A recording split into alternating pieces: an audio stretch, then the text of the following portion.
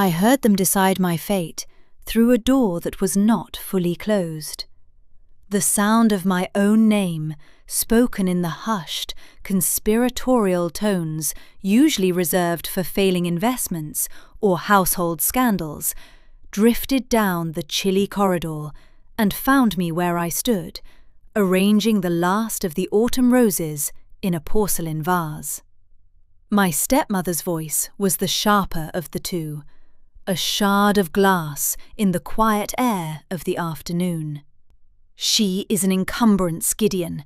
With the Duke of Beaumont arriving at the hall, every focus must be on Rosalind. We cannot have Elara lurking in the corners like a pale reproach. It is unseemly. A murmur from my father, soft and yielding as he always was in the face of her will. But to Blackwood Cottage, Eleanor, it is barely habitable. The roof leaks, and the cold off the moors. The cold will be good for her, my stepmother had countered, her voice crisp with finality. It will put some colour in those wan cheeks. She can read her dusty books and tend her little patch of weeds. It is a kindness, truly. It removes her from a social sphere in which she has no place. I did not move. I did not drop the rose I was holding, its petals the colour of a fading blush. I simply stood, my fingers tightening on the thorny stem, and let the words settle into the quiet spaces of my heart. An encumbrance, a pale reproach, a thing to be removed. I had known these truths about myself for years, of course. I had read them in the averted glances of guests, in the way my father's eyes would slide past me to land upon my sister Rosalind, whose beauty was so radiant it seemed to consume all the light in any room she entered. She was the sun, and I was the shadow she cast. Hearing the sentiment spoken aloud, however, was like hearing the lock turn on a door to a room I had long inhabited, but had never before realised was a prison. And so I was dispatched. My few belongings, a small trunk of clothes, a heavy crate of books, and a single chipped cameo of my mother, were ferried to the derelict cottage on the farthest edge of my father's property, bordering the vast, untamed lands of the Duke of Beaumont.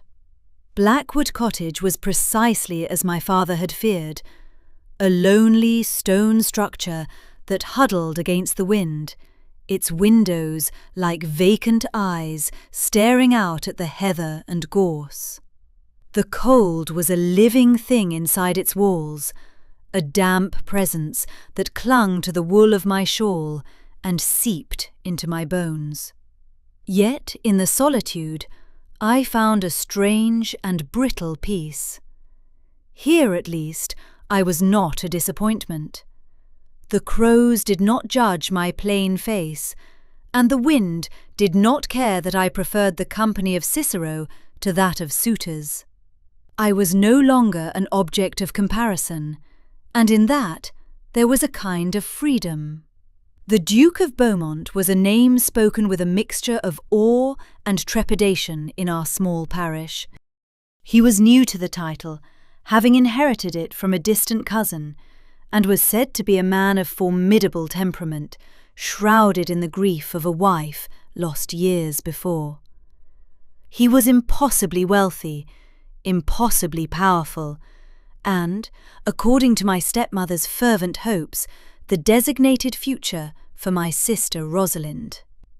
His arrival at Beaumont Hall had sent a tremor through the local society, and my exile to the cottage was, I knew, the first move in Lady Eleanor's carefully orchestrated campaign. I had been at the cottage for a fortnight when the storm broke. It came without warning, a furious squall that swept across the moors and threw itself against my small home with the force of a battering ram. Rain lashed the windows, and a mournful howl echoed in the chimney. I was on my knees, trying to coax a reluctant fire from damp kindling, my hands smudged with soot, when a thunderous knock rattled the very frame of the door. My heart leapt into my throat. No one ever came to Blackwood Cottage. Hesitantly, I pulled the bolt and opened the door a crack. A man stood on my stoop, drenched and imposing, his form silhouetted against the violent grey of the sky. Water streamed from the brim of his hat and dripped from the severe line of his jaw. He was taller than I had imagined, broader of shoulder, and the sheer force of his presence seemed to push back against the storm itself. It was the Duke. "Forgive the intrusion," he said, his voice a low baritone, deeper than the storm's rumble. "My horse threw a shoe a mile back. I saw your light." I could do nothing but stare, my mind a blank slate of shock. This was the man for whom my sister was being polished and presented like a porcelain doll on a velvet tray. And here he was, on my doorstep, looking at me, at my soot-stained cheek and my frayed cuffs and my hair coming undone from its pins. My stepmother's carefully laid plans had not accounted for this. I stepped back, pulling the door wider in a gesture of mute invitation. He entered, bringing the scent of rain and damp earth and cold air with him, filling the small space of my main room. He removed his hat, revealing dark hair threaded with a surprising touch of silver at the temples, and his eyes, a startlingly clear grey, swept the room. They took in the leaning stack of books by the half-empty bowl of potato soup on the table, the mended tear in the curtain. His gaze was not judgmental, merely observant, thorough. And then it settled on me. It was the look that I would remember most. Not a glance, not the polite sweep of a gentleman assessing a room, but a direct, focused, and unnervingly steady gaze. It was as if he were trying to read the very text of my soul. In that moment, I felt something shift, a subtle recalibration of the world. He was supposed to be looking for a diamond like Rosalind, polished and perfect. He had found instead a common fieldstone. And yet, he did not immediately look away. His eyes dropped to the book lying open on the small table beside my chair. Its spine was cracked, its pages softened with use. "Virgil," he stated, not as a question, but as a fact. "The Georgics," I managed to say, my voice feeling rusty and unfamiliar. "I find it practical." A flicker of something, surprise, interest, moved in the cool grey of his eyes. "So do I," he said, and the corner of his mouth tilted in a way that was not quite a smile, but was something adjacent to it. A truce, perhaps. It was in that moment, with the storm raging outside and the Duke of Beaumont standing in my humble cottage, that the world I had known, a world of shadows and quiet corners, began to irrevocably change. He was not looking at the sister of the beautiful Miss Vance. He was looking at me. And for the first time in a very long time, I felt as though I might actually be visible. After that first startling encounter, a strange and quiet pattern began to emerge. The Duke did not call upon my father's house. He did not request an introduction to Rosalind. Instead, his ride seemed to invariably lead him along the bridle path that skirted my cottage. At first, I would only catch glimpses of him, a dark figure on a powerful black horse, moving against the bruised purple of the moorland horizon. I would shrink back from my window, my heart a frantic drum against my ribs, convinced he was merely surveying his vast lands, and that my cottage was nothing more than a stone marker on his map. Then, one crisp morning, he reined in his horse at my gate. I was on my knees in my small garden, my fingers numb with cold as I worked the soil, preparing it for winter. I did not hear his approach until his shadow fell over me. "Miss Vance," he said. The formal address felt odd after the strange intimacy of our first meeting in the storm. I rose, brushing dirt from my skirts, feeling the familiar heat of a blush creep up my neck. "Your Grace." He did not dismount. He simply looked down at me from his great height, his expression unreadable. "Your fire still draws poorly," he observed. It was not a question. He must have seen the thin, sputtering smoke from my chimney. "It is an old chimney, Your Grace. It has its moods." "A chimney has no moods," he countered, though the severity in his tone was softened by that same near smile I had seen before. "It has only flaws in its design. I will send a man from the estate to look at it." "Oh no, you mustn't," I said, horrified at the thought of accepting such a favour, of drawing any more attention to my strange, solitary existence. "I manage." He held my gaze for a long moment, and I felt again that sensation of being truly seen, of my polite protestations being weighed and found wanting.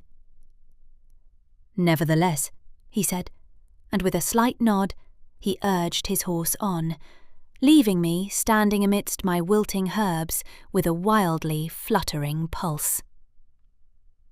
The next morning there was no man at my door.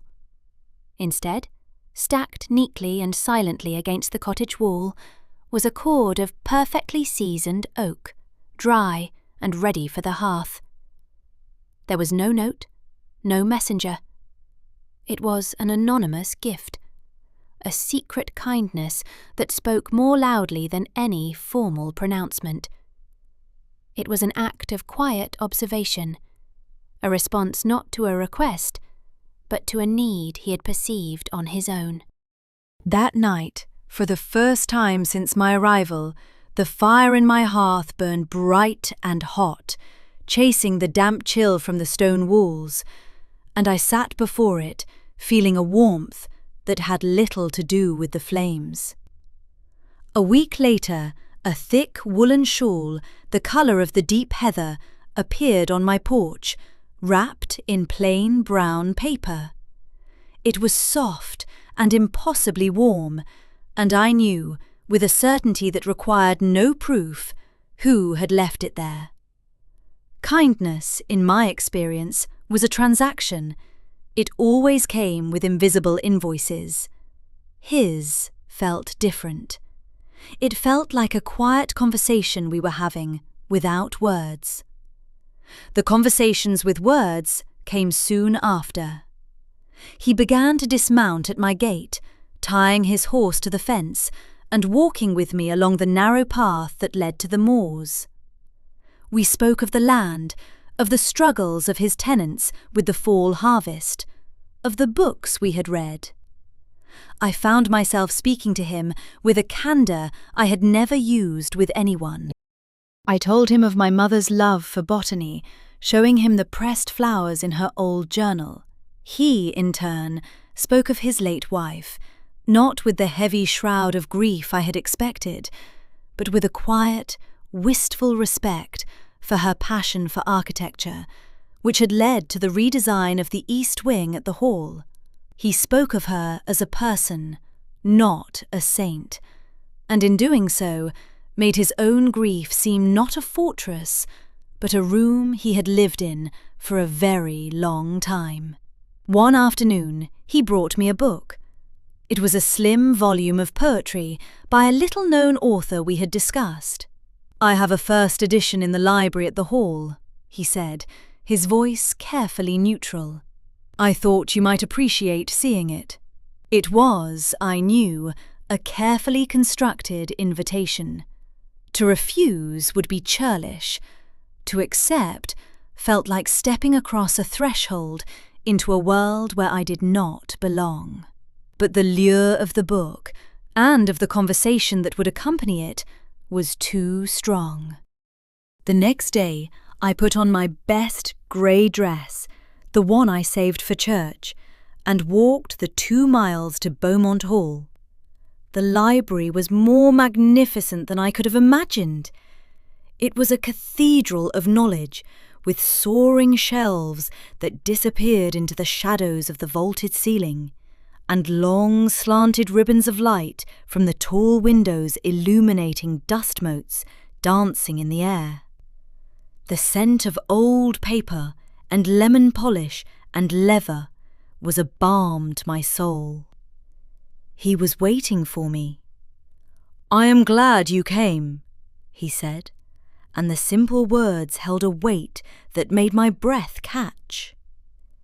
He showed me the book, its pages crisp and its binding exquisite. As he placed it back on the shelf, his hand brushed against mine. It was the briefest of touches, a fleeting warmth of skin against skin. Yet a jolt went through me, sharp and startling. We both froze, the air between us suddenly thick and charged.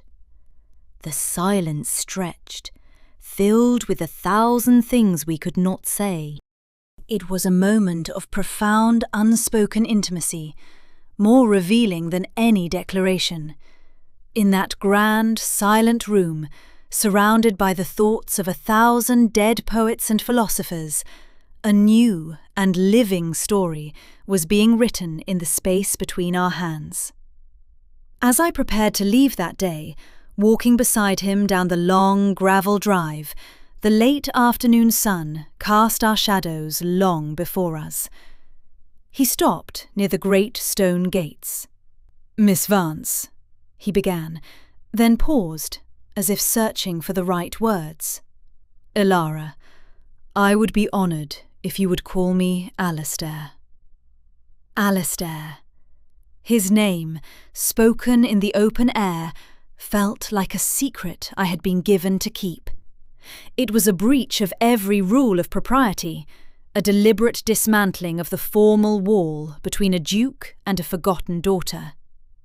It was a seismic event, a quiet earthquake that shifted the very ground beneath my feet. I could only nod, the word itself caught in my throat. But he seemed to understand. As I walked home, the name echoed with each step. Alistair. It was the name of the man who had seen me when I was invisible, and who was, with every quiet gesture, inviting me out of the shadows.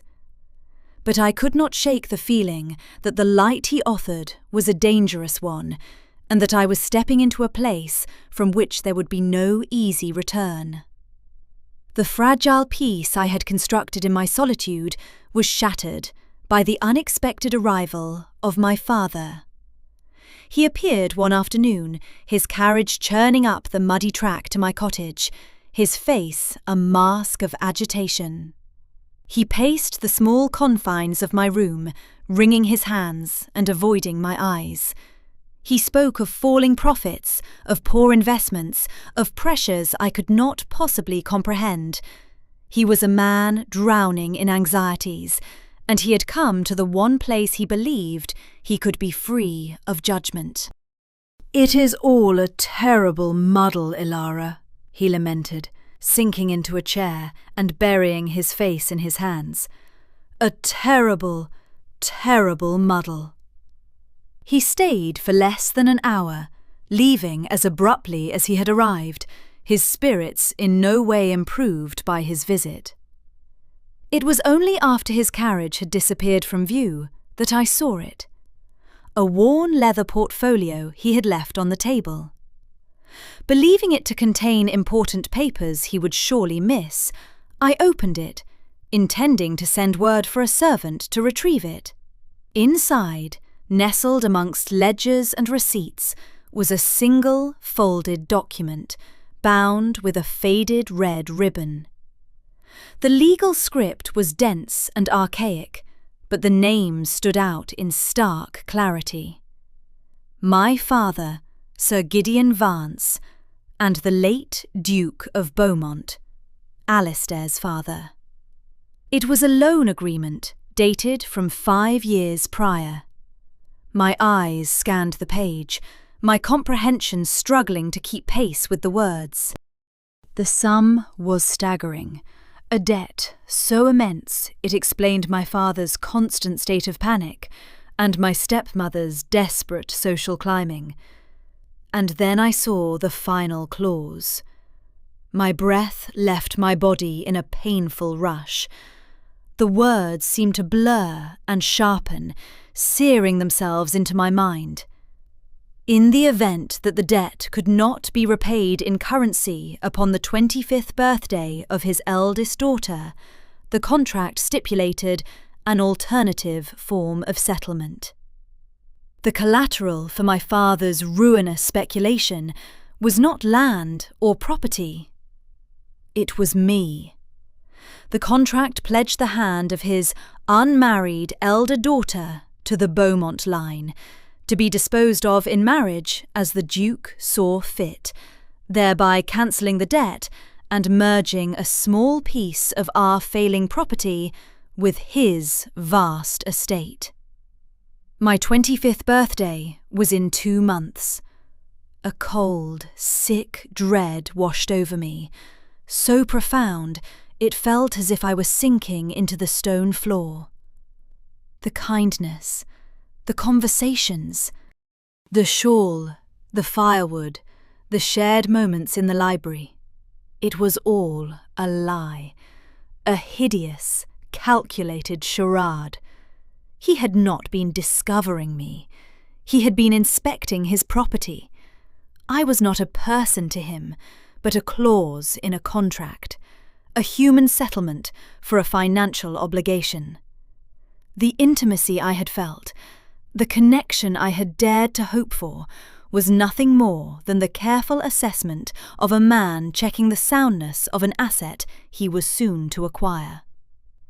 The shame was a physical thing, a hot, acrid wave that burned my cheeks and tightened my chest. I had been so naive, so pathetically grateful for a few crumbs of attention, that I had built a castle of hope on a foundation of deceit. I did not hesitate.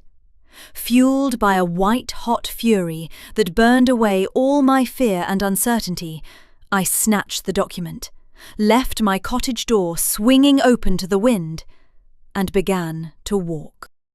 I did not care that I had no bonnet, that the wind whipped my hair into a frenzy, that my thin shoes were no match for the muddy road.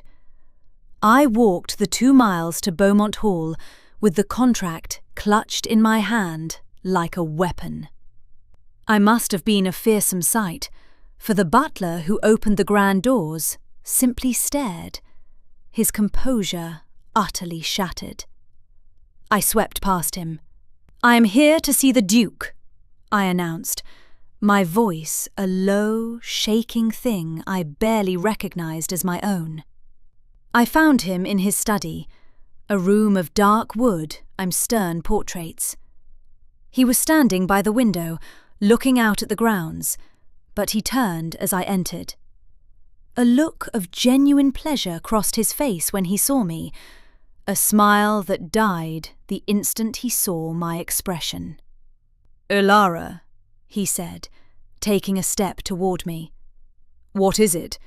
What has happened?" Without a word, I threw the document onto the polished surface of his desk. It landed with a soft, damning slap. He looked from my face to the paper, his brow furrowed in confusion.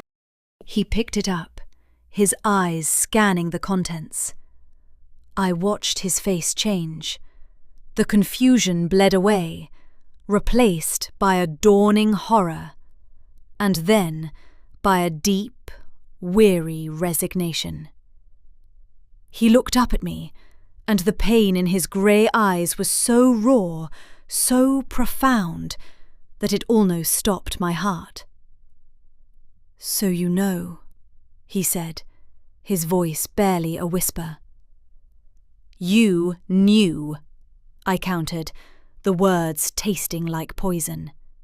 "This entire time you knew. Every word, every visit, it was all part of some grotesque inspection, was it not? Am I a sound investment, Your Grace? Are my teeth strong? Will I be a suitable piece of property to settle my father's accounts?" "No," he said, the word sharp, cutting through my tirade. He took a step closer, his hands held out as if to calm a startled animal. "No, Ilara, you must believe me. That is not how it was." "Then how was it?" I demanded, my voice breaking. "How could it be anything else?"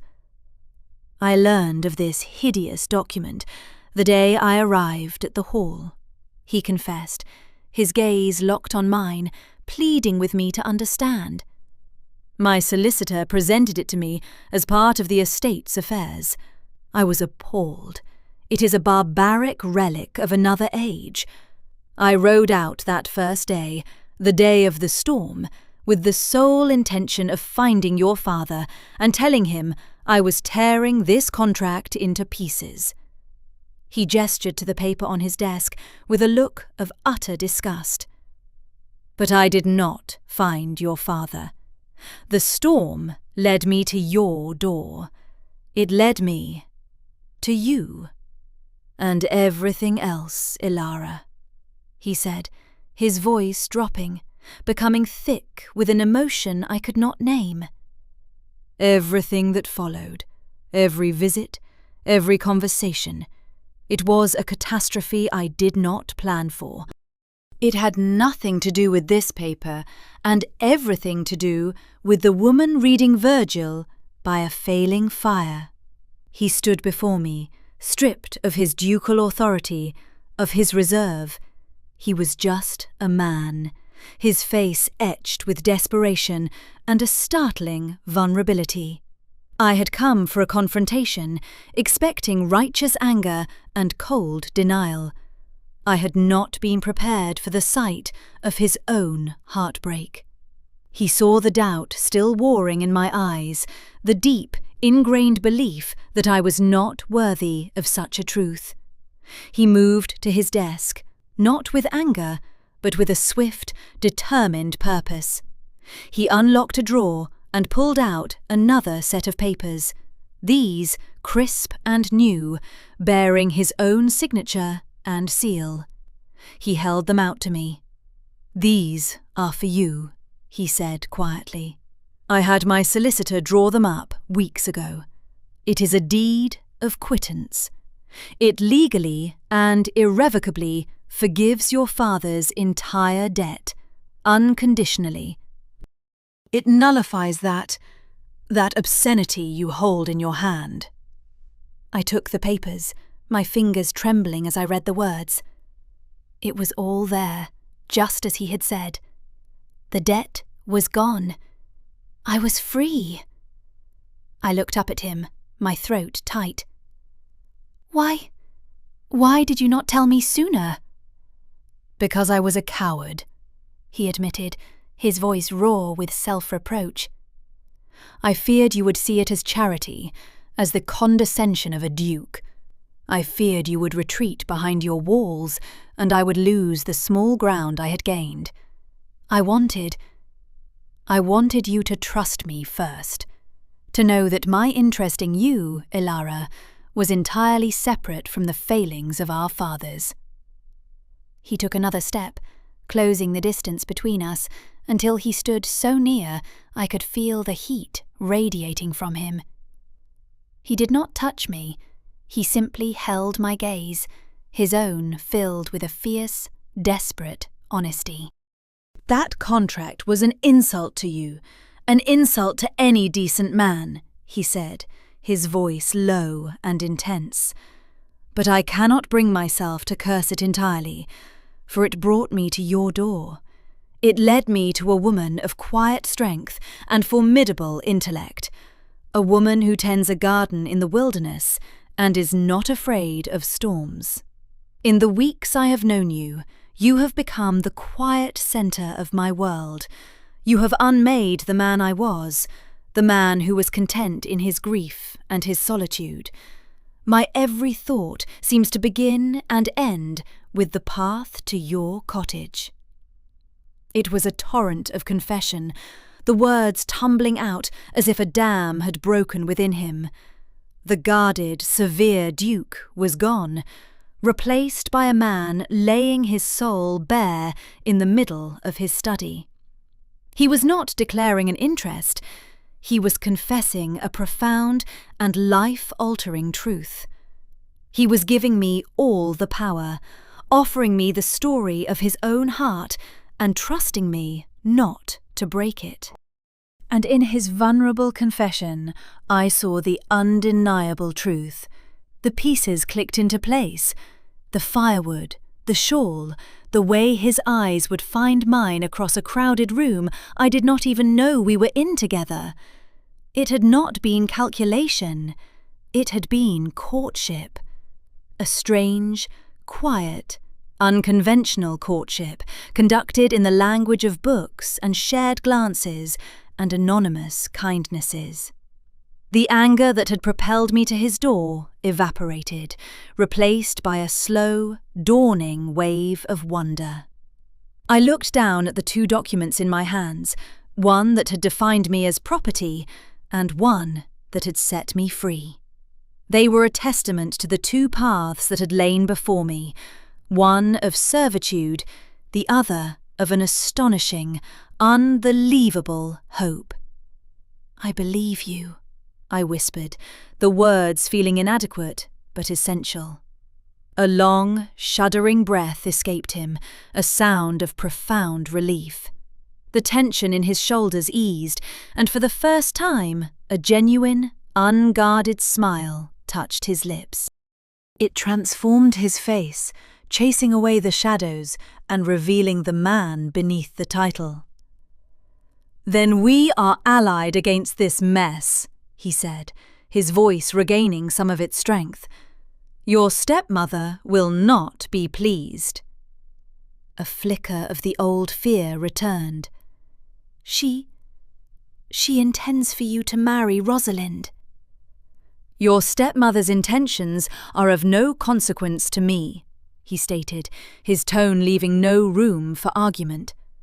"My intentions, however, are now irrevocably fixed upon the elder Miss Vance." In that moment, we were no longer a duke and a forgotten daughter. We were Alistair and Ilara, two people standing together against the machinations of the world, bound not by a cursed contract, but by a truth that had finally been spoken aloud. We had found each other through a web of debts and lies, but what we were building was our own, and it felt stronger than any fortress walls. My stepmother, blissfully unaware that her grand currency, my person, had been rendered worthless, decided to force the issue. Invitations were sent for a large dinner party at my father's house. It was to be a glittering affair, the stage upon which Rosalind would finally and formally capture the Duke.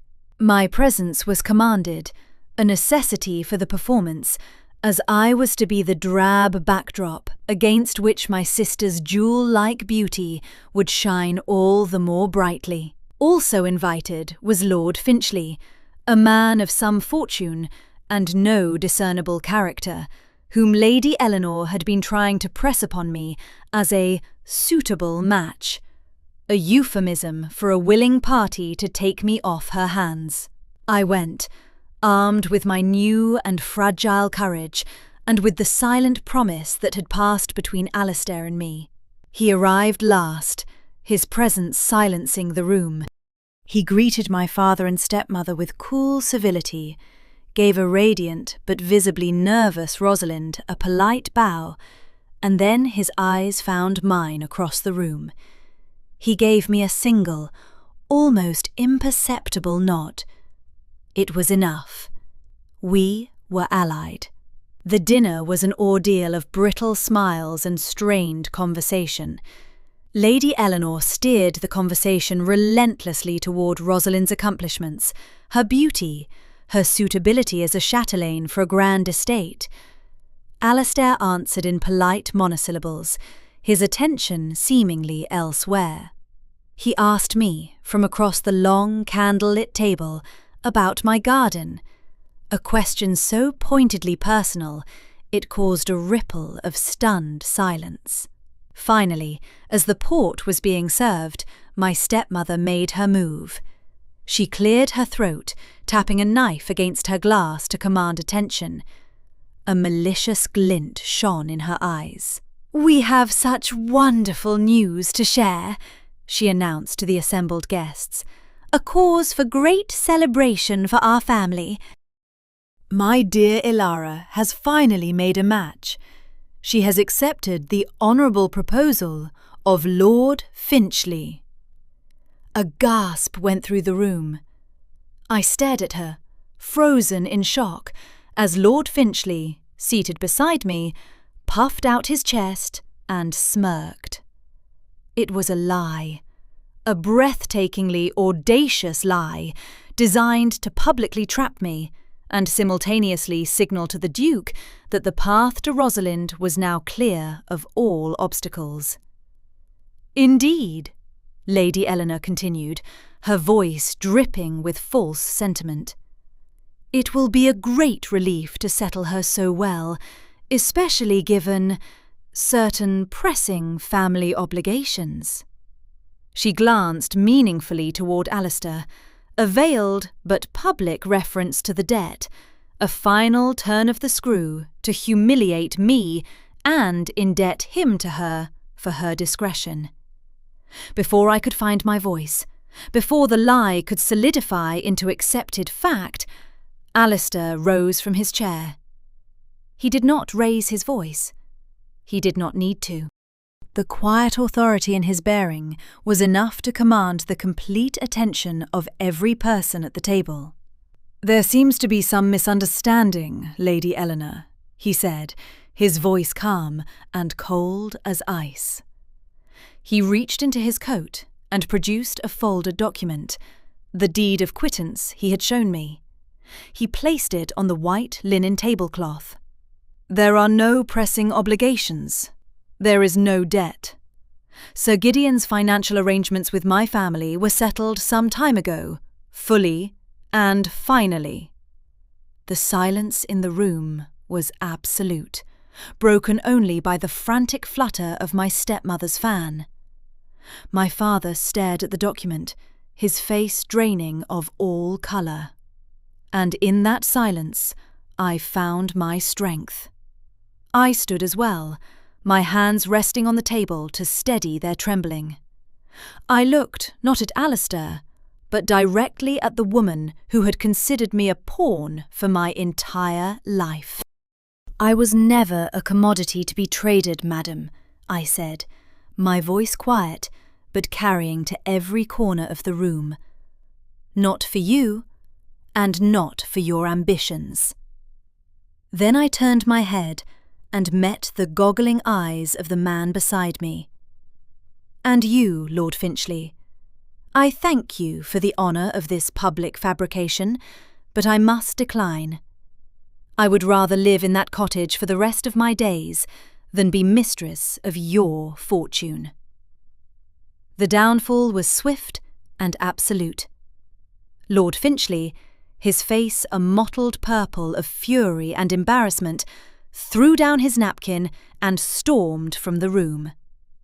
My stepmother's face had crumpled into a mask of disbelief and rage, her scheme exposed, her social capital incinerated in a matter of moments. My father could not meet anyone's eyes. and Rosalind, my beautiful sister, simply looked at me with a dawning, horrified respect, as if seeing me for the very first time. Alistair came to my side. He offered me his arm as if we were the only two people present. "I believe, Miss Vance," he said, his voice now holding a note of warmth that was for me alone, "that the air has grown rather stale in here. Will you walk with me in the garden?" I placed my hand on his arm, and together we walked out of that suffocating room, leaving the wreckage of my old life behind us. The night air was cool and clean, smelling of damp earth and the faint perfume of late-blooming jasmine. We walked without speaking, moving away from the suffocating light of the house and into the gentle silver of the moonlight. The sounds of the disastrous dinner party faded behind us, replaced by the chirping of crickets and the soft sigh of the wind in the trees. We stopped by an old stone bench overlooking the moonlit sweep of the parkland. Alistair turned to face me, his hands coming up to gently cup my face. His thumbs traced the line of my cheekbones, his touch both reverent and grounding. The cool silver of his signet ring was a point of focus in a world that had just been turned upside down. "Ilara," he said, and my name was not a question or a statement, but a prayer. And then he lowered his head and kissed me. It was not a kiss of triumph or possession. It was slow and deep, and shaking with all the things that had been left unsaid between us for weeks. It was a kiss of homecoming, a quiet affirmation that all the lonely paths we had walked had led us to this exact moment, to this exact place. It was the sealing of a promise made in a library and forged in a confrontation, a final, definitive answer to a question my heart had been too afraid to ask. When he finally drew back, the world seemed sharper, the stars brighter. The last of my fear had been kissed away, replaced by a certainty that was as profound and peaceful as the quiet garden around us. We were married 2 months later in the small parish church as the first snows of winter began to dust the moors. It was a quiet ceremony, attended only by a contrite and humbled Rosalind, Alistair's formidable aunt who had travelled down from Scotland and seemed to approve of me entirely, and my father, who looked at me with a sad, new-found respect. My stepmother, pleading a sudden and diplomatic illness, did not attend. Now, standing in the great library at Beaumont Hall, the room felt less like a cathedral and more like a home. Winter sunlight, pale and clear, streamed through the tall windows, illuminating the rich wood and the gilded spines of 1,000 books. It was my library now, my home.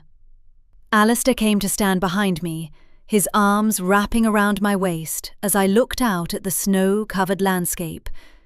He rested his chin on my shoulder, his presence a familiar, comforting weight. "I have something for you," he murmured, his breath warm against my ear. He pressed a small, cool object into my hand. I opened my palm.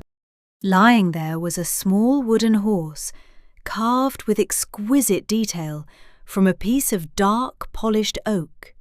It was a perfect miniature of a larger carving I had once admired on his study mantelpiece. It was a simple thing, a trinket, but it was imbued with the deep and abiding grace of his attention to the smallest details of my heart. "For the mistress of the house," he said softly, "to remind her that she is finally in her own stable." A small dry laugh escaped me, a sound of pure, unadulterated happiness. I leaned back against him, his arms a safe harbour.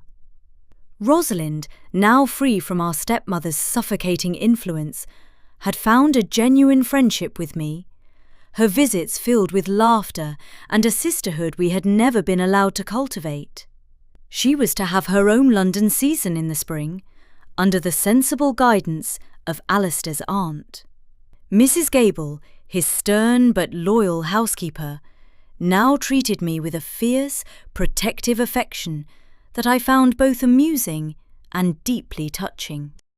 I thought back to the woman I had been, the pale reproach lurking in the corners, the encumbrance sent away to a cold cottage.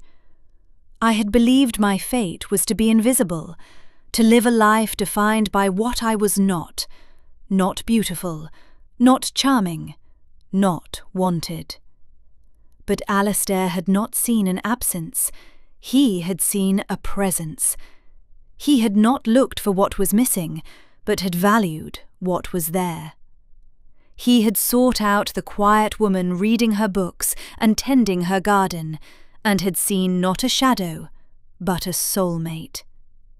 I had not been rescued from my life, but rather I had finally been given the chance to truly live it. Here, in the warm circle of his arms, in the heart of this grand house that was now our home, I was not a compromise or a consolation. I was a choice. I was seen, and I was loved.